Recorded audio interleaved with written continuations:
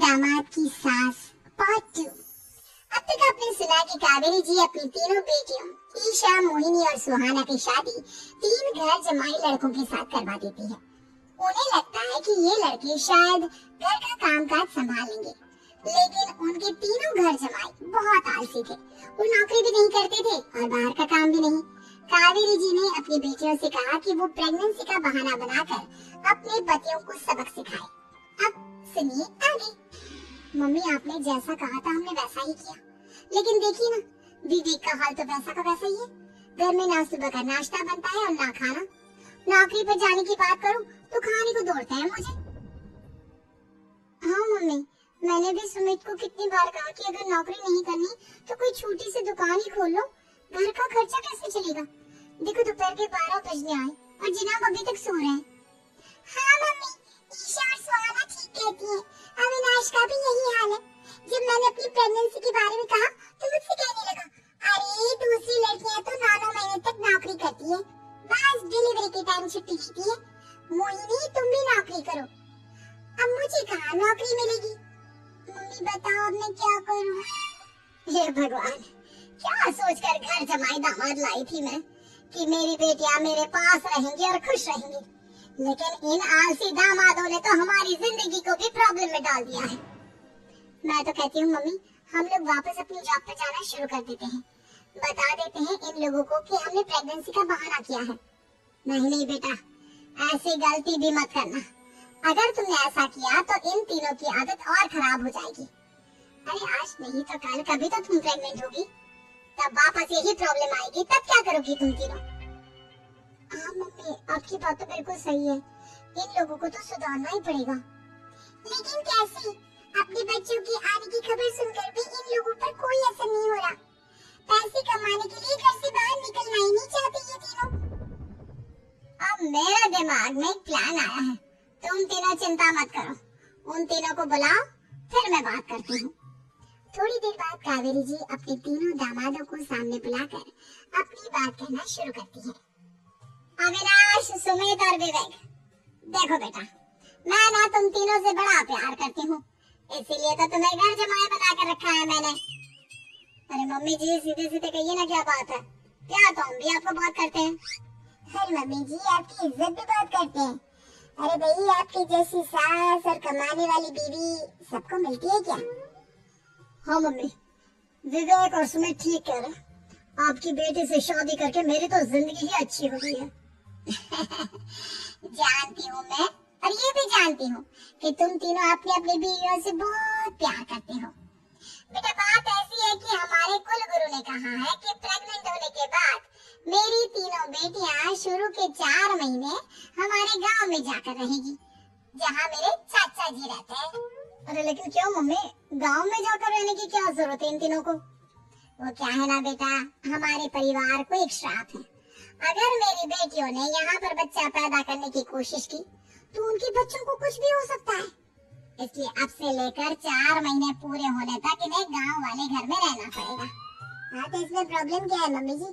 हम भी वहाँ जाकर रहेंगे, पिकनिक बनाएंगे। अरे भाई दीदी जा, हम भी वहाँ। हाँ यार, आइडिया तो बहुत अच्छा है। शहर की जिंदगी में रह रहकर परेशान हो चुके हैं, अब कुछ दिन गांव में बिताएंगे। तुम लोग समझने की कोशिश क्यों नहीं करते? तुम में से कोई भी वहाँ नहीं जा सकता, और मैं यहाँ रहूंगी ना तुम तीनों के साथ। 4 महीने की तो बात है, उसके बाद ये तीनों ही लौट कर आ जाएंगी। ठीक है मम्मी जी, अब हमारे बच्चों का सवाल है तो ये तो करना ही पड़ेगा।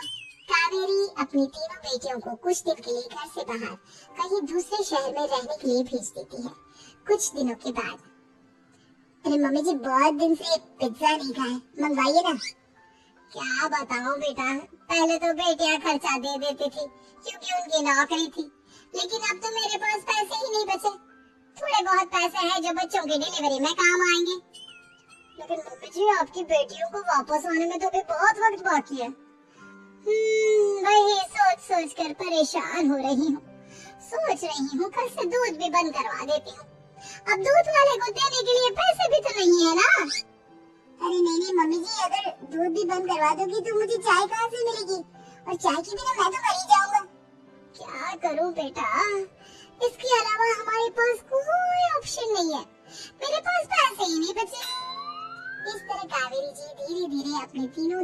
तीनों को पैसे देना बंद कर देती है और घर में खाने पीने की चीजें लाना भी बंद कर देती है।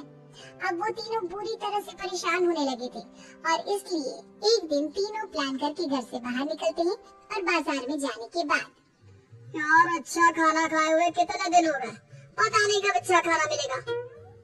हमारी बीवियों के जाने के बाद तो हमारी हालत भिखारियों जैसी हो गई है यार। कुछ भी हो, मुझे तो आज पिज्जा खाना ही खाना है। जेब में 1 रुपया नहीं है और पिज्जा खाएगा, कहाँ से आएंगे पैसे? अरे देख वहाँ सामने बोर्ड पर क्या लिखा हुआ है, कंप्यूटर पर काम करने के लिए एक आदमी की आवश्यकता है। भाई मैं तो जा रहा हूँ, काम करूँगा और शाम तक पैसे लाकर आराम से पिज्जा खाऊंगा। जा जा, तुझे कोई काम नहीं देने वाला, हम तो घर जा रहे हैं। चल भाई सुमित और अविनाश वहाँ से चले जाते हैं और विवेक उस कंप्यूटर शॉप पर सारा दिन काम करके 5,000 रुपए कमा कर घर लौट कर आता है और अपने खाने के लिए अच्छी अच्छी चीजें भी लेकर आता है। ये देखकर विवेक और सुमित के दिल में भी कुछ पैसे कमाने की इच्छा जागती है। अरे सुबह सुबह कहाँ चल दिए तुम? मम्मी जी एक बहुत अच्छी जगह मिली है, कंप्यूटर पर काम करने के 5,000 मिले थे कल मुझे। अगर रोज काम करूँगा तो पूरे 40,000 की तनख्वाह। अरे वाह, ये तो बहुत अच्छी बात है दामाद जी, आपको जाना ही चाहिए। सुमित और अविनाश विवेक को इस तरह तरक्की करते देखकर परेशान हो जाते हैं और वो दोनों भी काम की तलाश में निकल पड़ते हैं। धीरे धीरे उन दोनों को भी काम मिल जाता है। अब कावेरी के तीनों दामाद छोटी मोटी नौकरी करके अच्छा पैसा कमाने लगे थे। एक दिन कावेरी उन्हें अपने पास बुलाती है।